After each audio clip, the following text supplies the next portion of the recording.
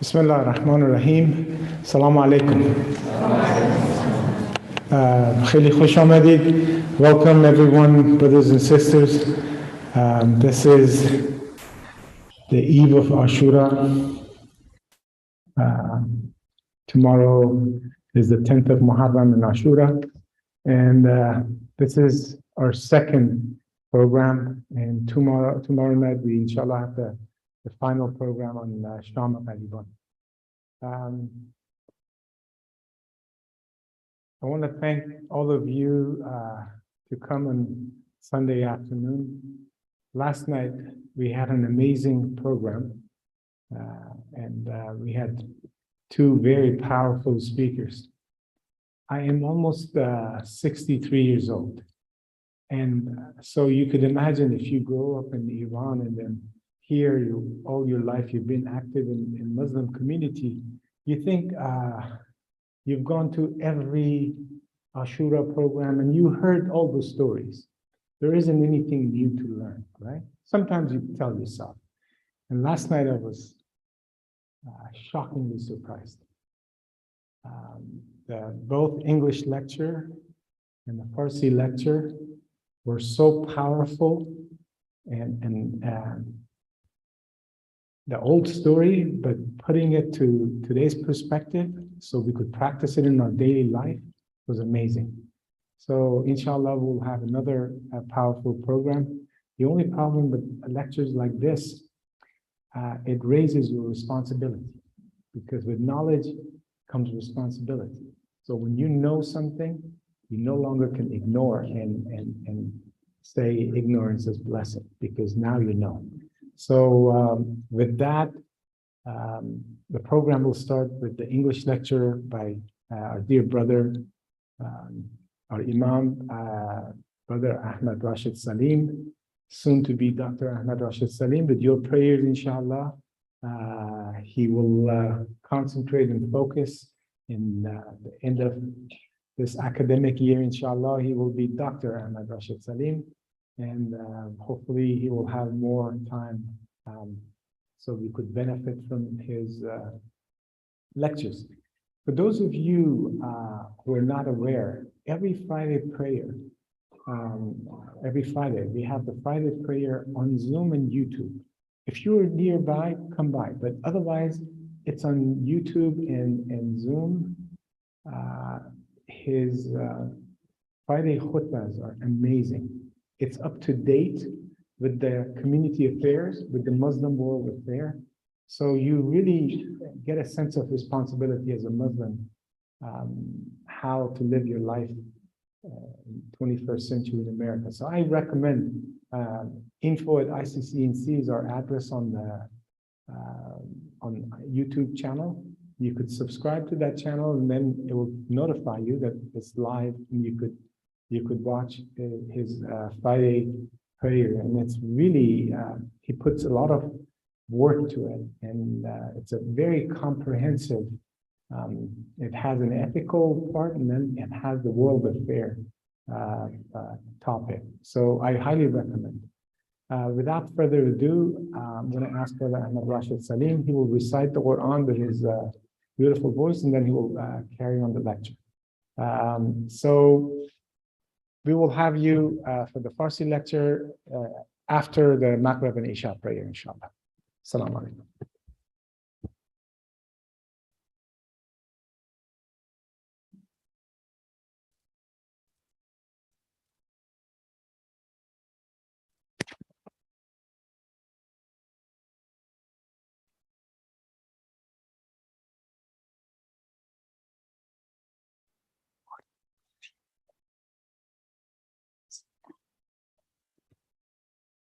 أعوذ بالله من الشيطان الرجيم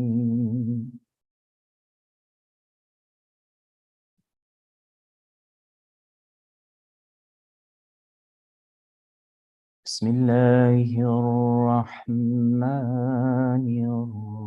الرحيم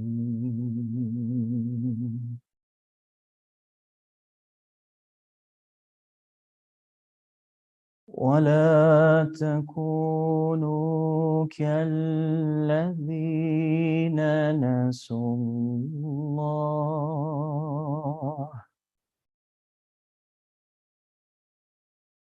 ولا تكونوا كالذين نسوا الله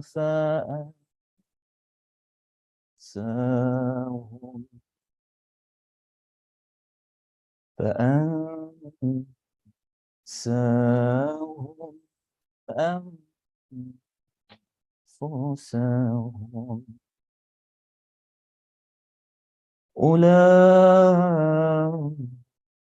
أولئك هم الفاسقون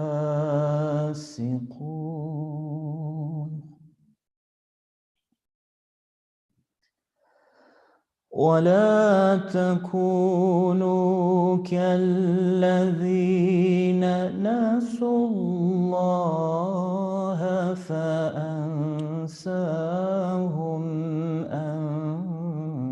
أنفسهم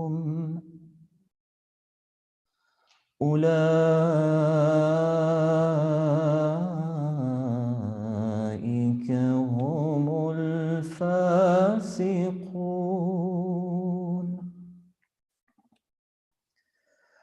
لا يستوي أصحاب النار وأصحاب الجنة أصحاب الجنة هم الفائزون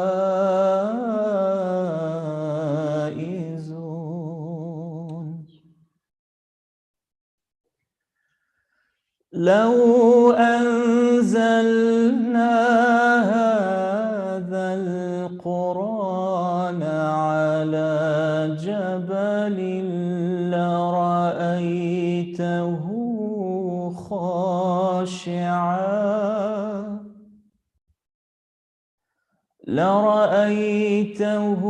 خاشعا متصدعا من خشية الله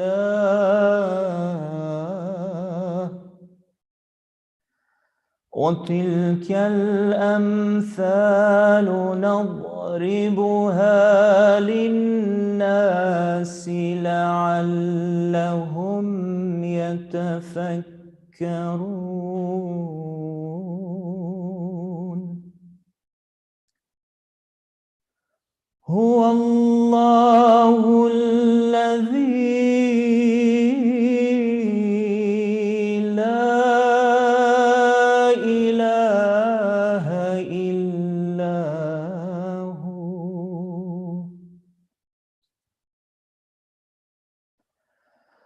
هو الله الذي لا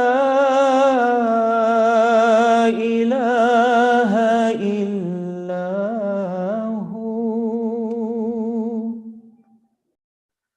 عالم الغيب والشهادة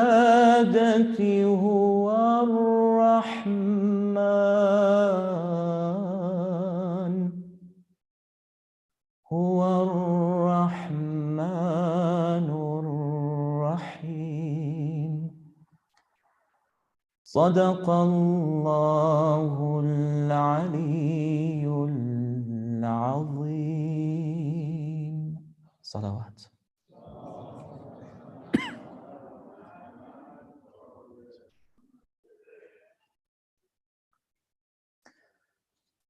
بسم الله الرحمن الرحيم به نستعين وهو نعم المولى ونعم النصير ربنا لا تزغ قلوبنا بعد إذ هديتنا وهب لنا من لدنك رحمة إنك أنت الوهاب ربنا أفرغ علينا صبرا وثبت أقدامنا وانصرنا على القوم الكافرين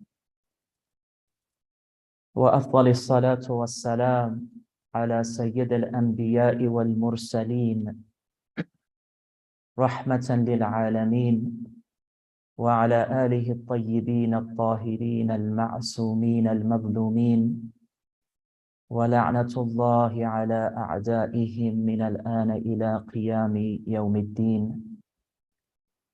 اللهم نرغب إليك في دولة كريمة تعز بها الإسلام وأهله وتذل بها النفاق وأهله. Respected elders, brothers and sisters, Assalamu alaikum wa rahmatullahi wa barakatuh. Inna lillahi wa inna ilayhi raji'un. As we gather during these sacred nights of Muharram and spend time in reflection and contemplation and spend effort and exertion on the path of realization, we ask Allah subhanahu wa ta'ala to count us amongst the dhakirin and the shakirin and the hamidin. And we ask Allah subhanahu wa ta'ala in particular to unveil the mysteries of the inner and outer realities of the sacred months and the qiyam of our Imam, Sayyid al-Shuhada, Imam Hussain, salamullah alayh, and his companions and the family of the Prophet sallallahu alayhi wa ala alihi wa sallam. The topic at hand is the ethics of resistance. And I briefly mentioned last night that the human being is in constant resistance. This resistance has various areas of manifestation and practice, whether it is in the realm of the spirit and spiritual resistance, which within the contours and within the parameters of Islamic spirituality is considered the purification of the soul. The purification of the soul centers itself on two things. The first one is that the individual must have ma'rifah and understanding and awakening to those things that reside within him or her that are veils of separation and darkness and prevention of seeing the reality as such. Generally, there are particular things that reside within us and are not placed by Allah subhanahu wa ta'ala there, but reside within us as a result of forgetfulness and sin and ignorance. Key amongst these diseases of the heart or these diseases of the soul is arrogance, is selfishness, is lust, is jealousy, is anger, and other things which cast the dark shadows of temptation upon the existence and the psychology of the person. However, there are remedies and there are ways to combat and to defeat and to become ghalib and successful and victorious over these energies that reside within you and I. Islam, as a religion that is complete and is considerate of both the inner and outer needs and realities of the human being and of this world, presents to us a set number of spiritual practices and contemplative patterns that allow you and I to become not only aware of the presence and the danger of these things, but to be able to decrease and eventually, insha'Allah ta'ala, overcome and defeat these evils. Within this category of remedies is the presence of dhikr and remembrance of Allah subhanahu wa ta'ala. Maybe one way for us to understand the meaning of dhikr is to understand it in the terms that dhikr is a realization and a sensitization. The realization is that there is no reality or truth except that of God. La ilaha illallah. And the sensitization is that with each breath and with each word that you utter in a state of dhikr, you are lovingly recalling and returning to that primordial state of purity and awareness, wherein the remembrance of your Lord inspires and illuminates and informs your very existence. This is identified by love. Sultan Kainat ki in kar khana sakht, maqsood shishq bud jahan ra bahana sakht. The purpose and the reason for existence and creation is Allah subhanahu wa ta'ala extending this love to you and I. Now, in order for resistance to really make sense, because there are all types of resistance that takes place, some forms of resistance are actually rooted in evil. They're attempting to defeat particular things that are good and beneficial. Recently, at a discussion and an invitation, the topic at hand was, how do laws come into effect in the United States? How is it decided that particular bills should pass and others should not? And for anyone who's had an rudimentary and elementary exposure and education in political science, you realize that it's not the will of the people. It's actually the power of lobbyists and special interest groups. So when there are particular needs in a society, such as healthcare, that is sorely needed in this country, that is the only industrialized nation in this planet that lacks universal healthcare, or if it is a bill that deals with the climate catastrophe that human beings have created and generated, when Islam says that وَعِبَادُ الرَّحْمَنَ الَّذِينَ يَمْشُونَ فِي الْأَرْضِ هَوْنًا, that the servants of the most merciful are those who, when they walk upon this earth, or in other words, the way that they live and the way that they pursue their lives and their livelihoods, is with humbleness and concern and sensitivity to this earth. Now, when you see the realities of this climate catastrophe that is destroying our environment, that is destroying entire ecosystems, that is destroying entire places of life and livelihood, that is going to lead to millions of individuals who will become refugees, not because of war, but because of the climate. They are referred to as climate refugees. And this is going to happen. And that is why the great so-called worldly powers are after the very limited amount of resources, in particular water, that is left upon this earth. And they are resisting the calls and the needs of the population to actually enact that which is to their benefit. So it's not that every resistance and every effort to change things is good and praiseworthy.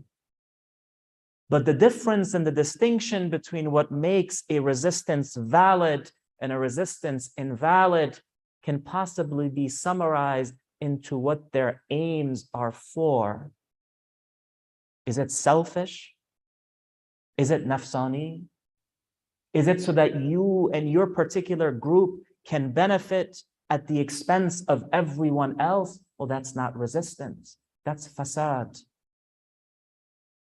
That's corruption. And fasad has many different meanings, including excess, including harmful behavior. Anything that skews and changes the equilibrium and harmony and balance is fasad. And Allah subhanahu wa ta'ala has created everything in beautiful harmony. And this religion has come with a system and with a call that asks you and I to maintain this beautiful harmony and to understand it and to resist attempts to allow this to deviate and shift. But this resistance that you and I are called upon, and this resistance that Imam Hussain salamullah alayhi embodies and is the paragon of, has its own ethics. Not everything is allowed in this resistance. Not everything can be done, right? The ends don't justify the means, in other words. And that's why Allah subhanahu wa ta'ala mentions in Surah Shu'ara, Bismillah ar-Rahman ar-Rahim, وَلَا تَبْخَسُوا النَّاسَ أَشْيَاءَهُمْ وَلَا يَبْعَثُوا فِي الْأَرْضِ مُفْسِدِينَ. Do not deprive, do not limit, do not decrease, do not deny people that which is their rights. Ashya'ahum would literally translate as their things, but it must be understood as their rights.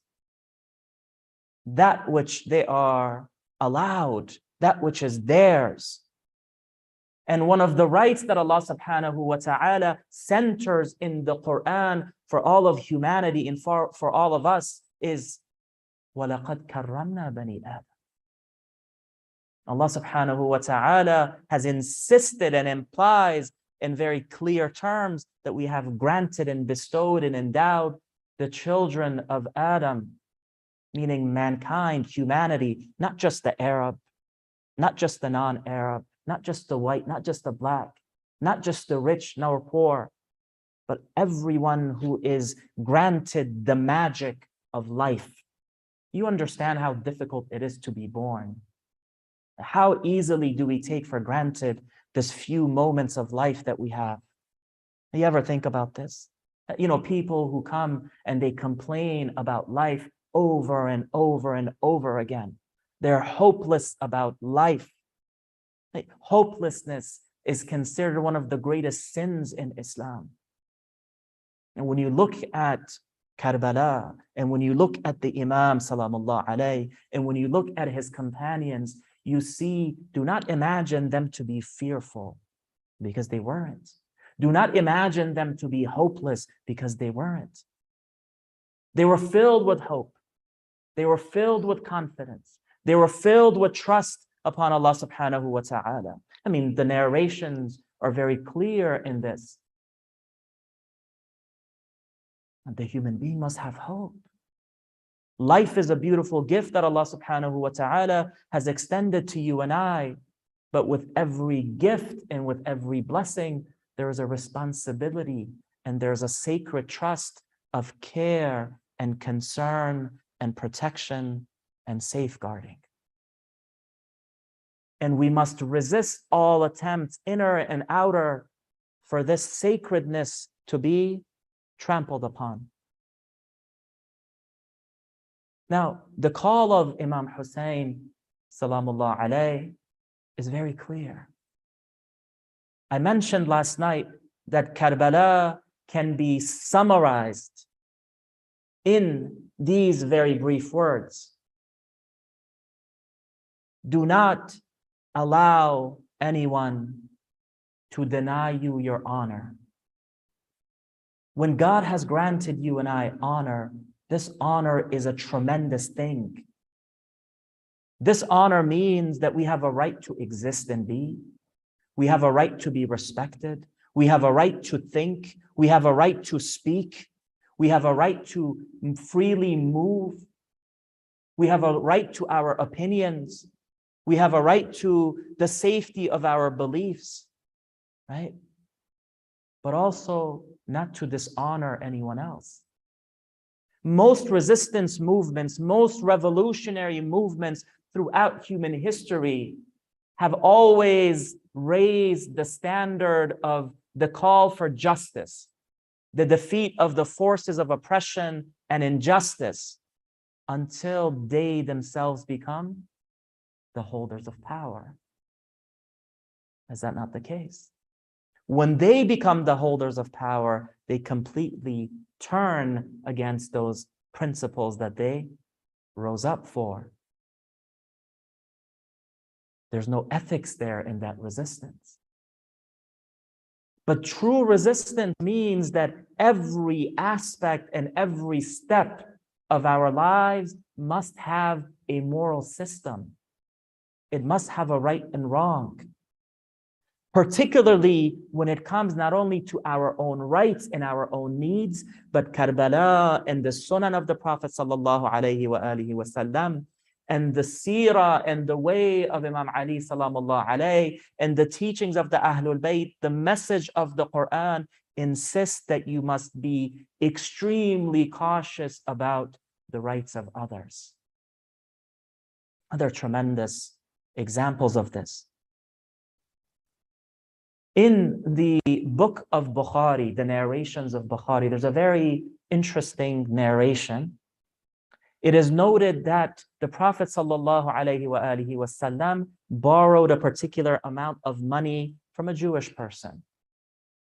And they had agreed that the Prophet would pay back this amount at a particular time. It is narrated that this individual comes to the mosque of the Prophet and confronts the Prophet and uses very demeaning and unbecoming words towards the Prophet of God. Now, in Bukhari, it mentions that the second Khalif, Umar, takes out his sword and says that I will strike your head because of the way that you have spoken against the Prophet. Right? He loves the Prophet. Someone is disrespecting the Prophet in his mosque. You should speak out against it. This is what we can infer and read from this matan, from this text. But something very interesting happens, Azizan. The Prophet ﷺ turns to the second Khalifa Umar and says, go bring him what is owed. Listen to this. Go bring him what is owed and give him more because of the way that you spoke to him. You see? This person, as much as he's in the wrong, speaking to the Prophet of God in this manner, the Prophet tells his companion that you should give him something in exchange for how you spoke to him. Even if he did something wrong, you should not have said something that is unbecoming or threatening to the individual. This is the seerah of the Prophet. Our dear brother and esteemed scholar, Aghay Danishgar, made a very beautiful and interesting point last night, referring to the importance of understanding the activities of Imam Hussain salamullah alayhi in different realms, with different people, different levels and different spheres of influence in a society. It is unmatched. There are many things in Karbala that are unmatched. The tragedy of Karbala, the disloyalty that occurs in Karbala is unmatched. Not because it's just any individual, but because it's the grandson of the Prophet, the leader of the Ummah, the beloved of Allah subhanahu wa ta'ala. And it's done by others who say, Ashhadu an la ilaha illallah wa ashhadu anna Muhammadan abduhu wa rasuluh. You see? But the Imam salamullah alayhi does something that is very unique and interesting. He tells his companions and those that are gathered that he is removing their bay'ah, and anyone who wants to leave can leave. The Imam has such trust and such loyalty and such ethics and such beauty that he knows that these people are after his blood. If he can save the life of someone else, he will. I mentioned that there can be no possibility of an ethics of resistance when we are disloyal and break our promises. You and I make promises every day to God. When we sit in prayer and when we recite the Shahada, we say, Ashhadu an la ilaha illallah.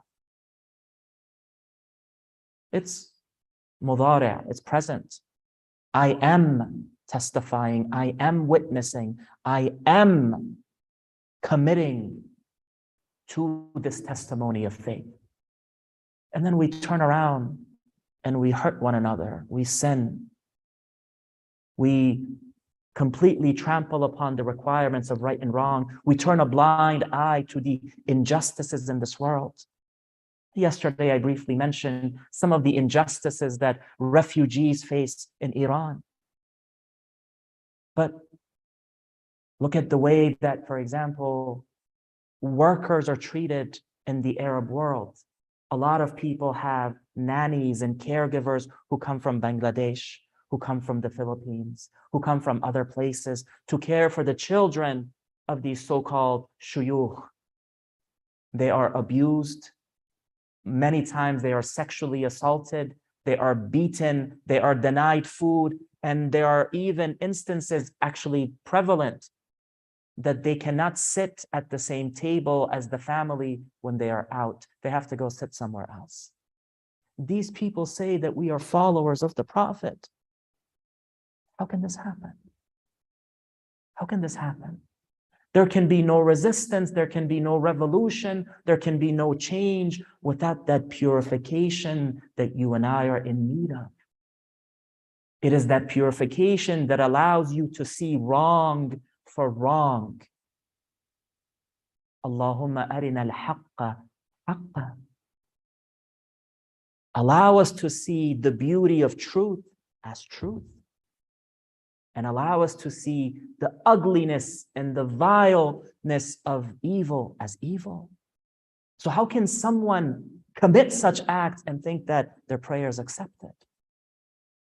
Now, when the army makes the call that they're going to attack the Imam the night before and battle is going to happen the next day, the Imam salamullah alayhi turns to Abu al-Fadl Abbas alayhi salatu wassalam and says, "Oh Abbas, go and see what is their decision and ask them," because now we're in the time of Maghrib. And when we remember Imam Hussain salamullah alayhi, and when we remember Karbala, but we don't remember prayer, we haven't remembered Karbala. When we remember Imam Hussain salamullah alayhi, and we shed tears and we grieve and we cry, but we hurt others and we haven't shed tears for Imam Hussain. When we lack honesty, we haven't commemorated Karbala. When we are arrogant, we are not with the army of Imam Hussain. When we are ignorant, we are not with the companions of Imam Hussain. He says, go and see and request from them some time so that I can spend it in prayer. He says, I love prayer. I want to have this wida and this najwa with my Lord. I want to spend this last night in prayer, in reflection, in devotion, in submission of God, my beloved. That's my only concern. I do not fear death. I do not fear death. I do not fear loss. There is nothing in this world that is sweeter to me, that is more important to me than truth. And what is there besides the truth of Allah subhanahu wa ta'ala? Allahu nuru samawati wal ard. The Imam, these are my last words for tonight, again, insisting on the importance of prayer. When this army of evil butchers and attacks the beloved of Allah subhanahu wa ta'ala and the beloved of the Prophet sallallahu alayhi wa alihi wa sallam and the son of Amir al-Mu'mineen, al-Murtada, and that of Fatima al-Zahra salamullah alayha, al-Kawthar. It is noted that his blessed body had over 100 tears and piercings. That blood had spilled everywhere, and his blessed body, the same body that had the honor not only of being held by the Prophet, but as a child climbing upon the noble back of the Prophet sallallahu alaihi wasallam. And the Prophet, out of love and care and concern for him, would prolong his sajda. Look at the beautiful relationship between Imam Hussain and sajda and prayer. But they said that the body of Imam Hussain salamullah alayhi, after it had been cut and after it had been viciously attacked after days of thirst, everyone began to steal items from the body of the Imam. Someone grabbed one thing, another person came and grabbed something else. They say there's an individual, mal'oon, by the name of Abu al-Junub al-Ju'fi or Ja'fi, depending on the pronunciation. And he stole a camel from Karbala. And he used to use this camel to draw water and to mock the family of the Prophet and the martyrs of Karbala and Imam Hussain salamullah alayhi. You know what he named this camel? He named the camel Hussain. وَلَعْنَةُ اللَّهِ عَلَى قَوْمِ الظَّالِمِينَ إِنَّا لِلَّهِ وَإِنَّا إِلَيْهِ رَاجِعُونَ.